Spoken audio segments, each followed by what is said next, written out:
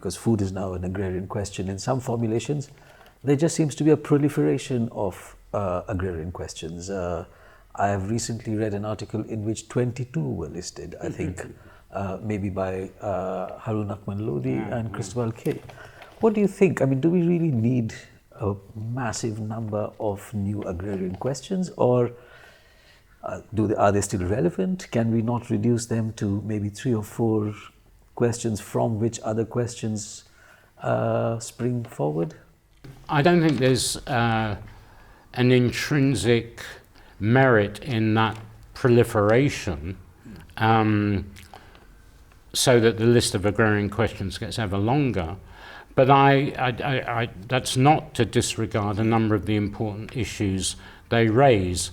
And I think part of the, perhaps part of the reason for that proliferation is if you go back to the 3 original agrarian questions identified by Terry Byers and which I've taken up, the third one, which is the contributions of agriculture to capitalist, or if you take the Soviet case, socialist industrialization, that one I think has largely gone on the back burner.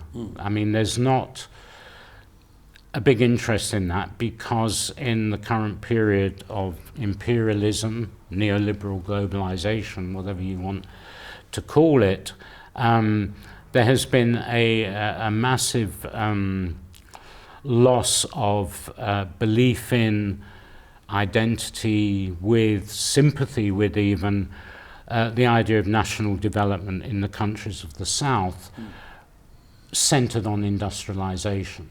So the contributions of agrarian change, rising agrarian agricultural production or productivity as the basis of an accumulation fund for industrialization within the national development framework, I think that has largely fallen by the wayside, and one can understand why. The other 2 agrarian questions identified by Terry, I think, are still very much alive and kicking. The second one is, how does capitalism develop in agriculture?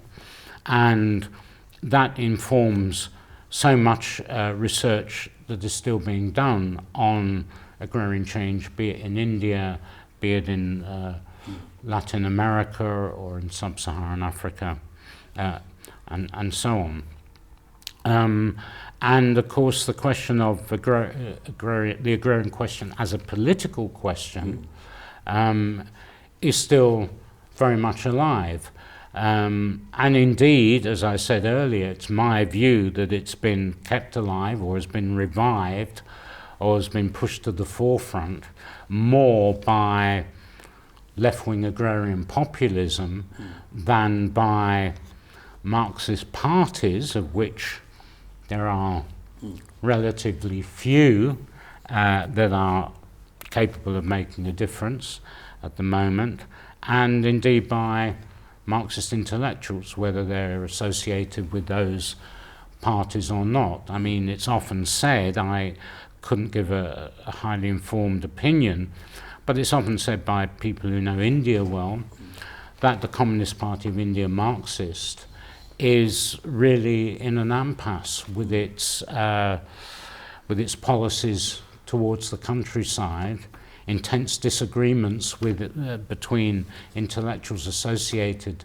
with the party, like Utsa Patnaik on one side and more classic kind of class differentiation, class struggle people on the other side.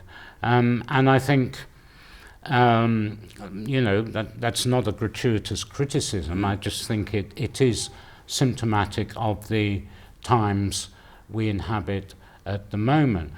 But I do think the populists are absolutely right about one thing, which is that the giant agri-food corporations, both upstream of farming and downstream, that is upstream chemical corporations and so on, and downstream the giant international food companies, are among the most heinous villains of contemporary capitalism. It's not that I disagree with that. I would be very hard put to it to agree with those, including some of my own comrades, who see them as an ugly but necessary force for pushing forward development of the productive forces, integration of the world economy and so on. Well, Does that answer? Yes, it does answer. Yes, it does. And in fact, I liked very much how you brought together the political question, the agrarian question, and the food issue.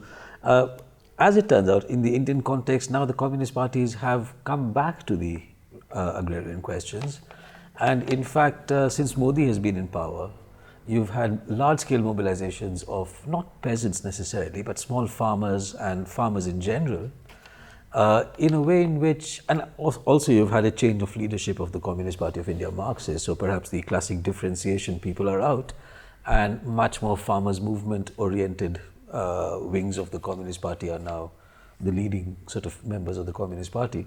So they've recently won elections in a couple of states where they've had literally no presence whatsoever, and some of the largest demonstrations against the Modi government on issues of output prices and so forth, also input prices, have been led by or have been sort of gathered together by the Communist Party of India, Marxists. So perhaps it's a bit of an upsurge, again giving the conjuncture of the kind of no-holds-barred type capitalism that Modi was very much a symbol of, is very much a symbol of. Thanks for that, Subir. I mean, I was broadly aware of that, but not in the details. And I've recently encountered some writing, and indeed in person. I think he's a political scientist from JNU, who is arguing that this stems from a crisis of rural identity. Now, of course, I'm not an advocate of identity politics, and it seems to me, and it's well documented by many scholars in India and some from outside India, that the material conditions of reproduction of so many farmers in India, including, without doubt, some of those we might want to call middle and richer peasants, have been deteriorating during the period of the Modi governments.